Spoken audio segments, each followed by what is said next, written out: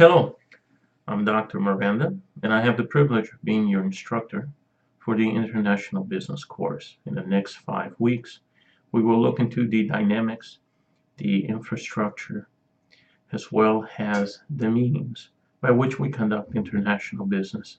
This is a very dynamic, very relevant course, especially in the days in which we are living in, with the genesis of a new American administration which has a different business perspective in terms of philosophy application.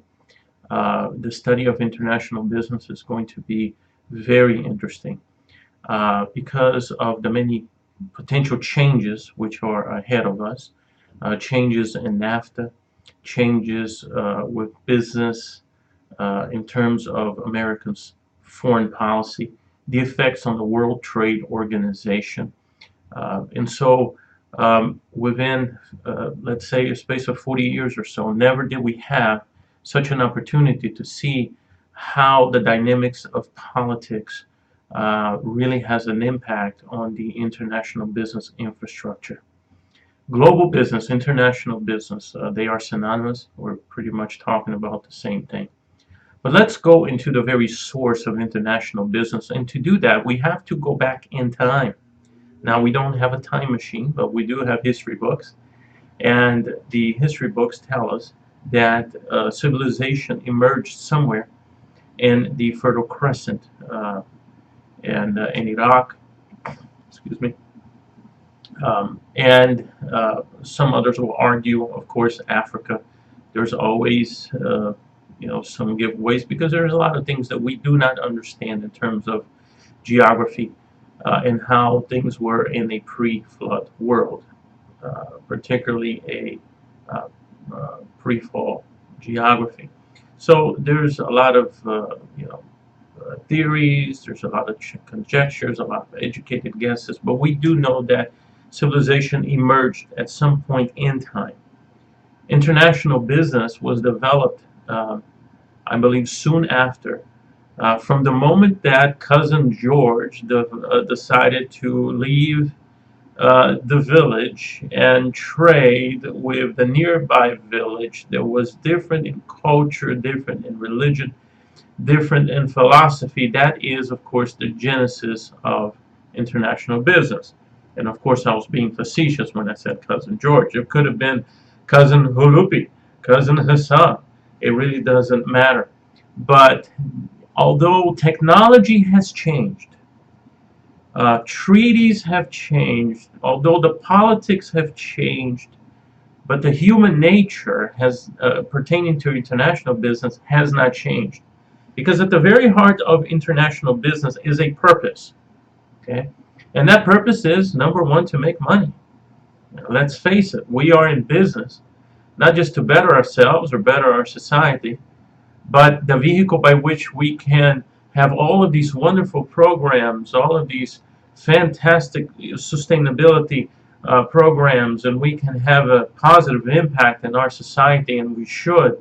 The vehicle by which multi-million-dollar companies or medium companies can give something of themselves to their societies, first and foremost, the motive has to be making money, to make a profit. That is the means by which everything else revolves around the company.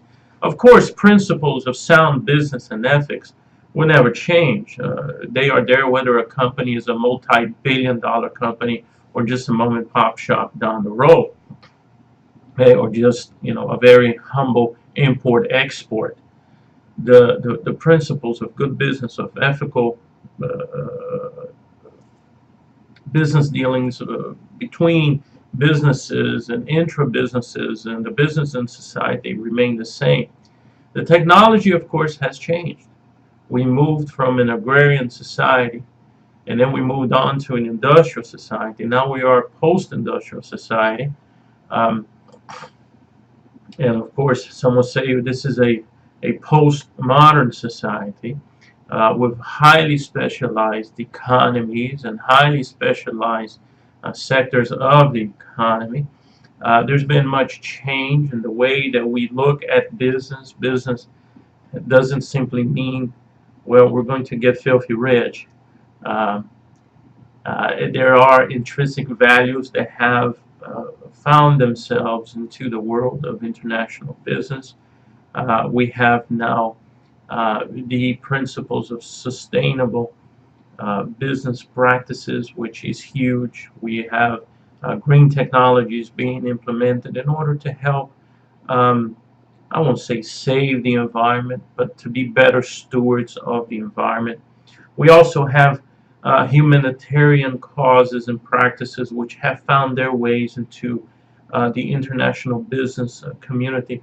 And all of these are good things, very, very, very practical, helping to society. I've always believed that, CSR, that the more ethical, the more participation, the more giving of a company to the societies on which it operates, it creates a very beautiful symbiotic relationship because you can have profit, you can have market growth, at the same time, you can have a very beautiful, a very humanitarian, I would say a very godly approach to conducting international business, and of course having the local or related societies benefit greatly from it.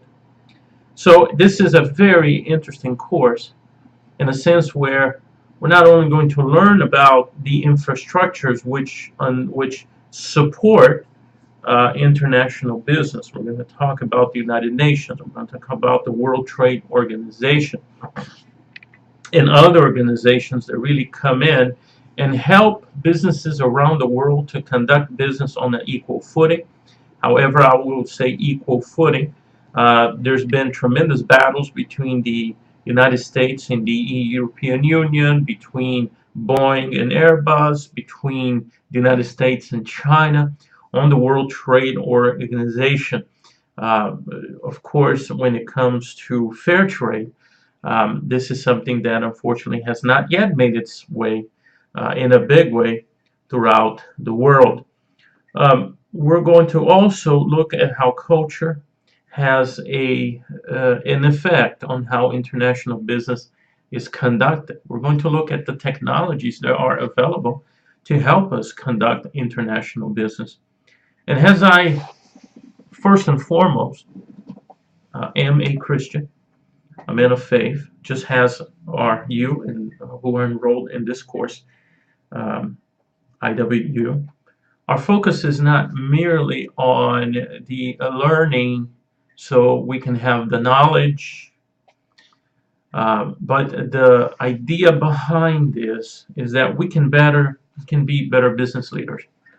We can better we can be better employees for our companies or executives for our companies or owners for our companies.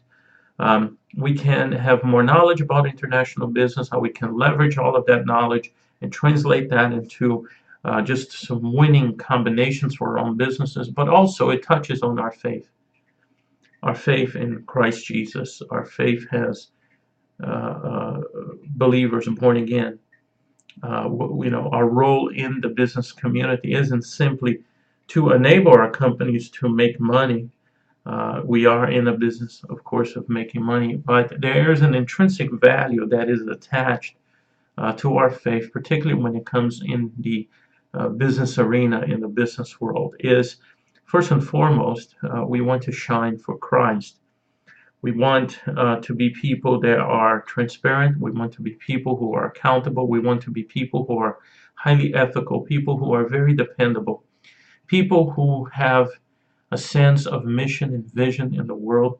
Not only are we faithful to our employers, faithful to our company, faithful to our employees, faithful to our societies, faithful to the mission and vision of the enterprise in which we are connected with, but we are also faithful to our coworkers. We are faithful to the people that we deal with, faithful to our clients. These things are very important when we look at them. And as far as Christians are concerned, we follow the Great Commission, going to all the world and preach the gospel. And that Great Commission can be embedded in the business apparatus, in the business environment in which we live. Not that we're going to stand in our boardrooms and cry John 3:16, and that won't be very effective. First and foremost, but we live out our faith day in and day out, and we create meaningful relationships by which not only do we grow personally as individuals, but we also create a platform by which we can share our faith in Jesus with our fellow men. We believe in the Great Commission. And that Great Commission has to be part of everything that we do, everything that we say. And it can be embedded, it can be adjusted, it can be aligned with our professional lives in a beautiful and harmonious ways.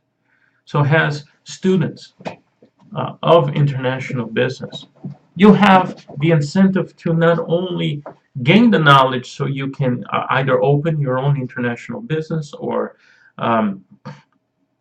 being an effective executive, a manager in an international business, or that you can be a very productive, knowledgeable team member, team player, or team leader of your international business.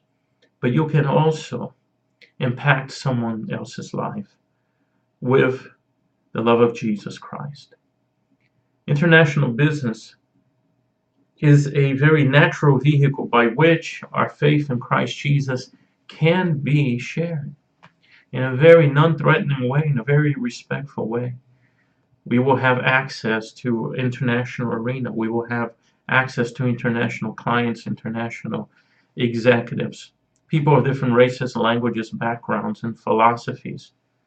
People that perhaps are looking for truth or looking for a reason in life. Jesus Christ says, I am the way, the truth, and the life. No one comes to the Father except through me. And you will be dealing with people from different faiths. And so the principles that you will learn in this course are principles that you can also carry throughout your life. Isn't simply the principles by which you can gain a good grade. You participate in the course, but these are skill sets that you can use as a good foundation for many good opportunities, not only professional, but also spiritual and interpersonal and personal. So I am very blessed to have you in our class, and I want to welcome you again to the International Business course. I am looking forward to dynamic participation, dynamic engagement, and us to be a really united learning community for these 5 weeks. I would say that you are paying for this course, yes. And that is an investment for you. And so, as an investor, you always want to get a good return for your investment. But as an investor, you know that there are things that you have to do. There are some things that you have to put forth. There's some energies, there's some research, there's some monitoring, so that your investment can grow. And the same thing with this class. I am going to post several expectations for this course that you will have to meet. There are not only my expectations, but they are expectations from the course itself, from the university, from our learning community. But the more you put into the course, the more dynamically engaged you are, the more faithful you are to the rubrics, to the directions, the more participation you have. You are really going to make this investment into this course grow into something beautiful, and you will have multiple returns in the years to come, should the Lord tarry. And so, thank you for giving me this wonderful opportunity to spend the next 5 weeks so I will be able to speak into your life not only of my professional background in international business, and I continue to practice in the field. I am a professional as well as a professor and academic. And so all of my experience, I will pour it into you. I will pour it into this course. And I pray that we will create a beautiful relationship in this learning community, a learning relationship, um, a beautiful combination of where professionalism meets faith, and we have a very dynamic and learning environment. Welcome once again, and have a beautiful, blessed day. God bless.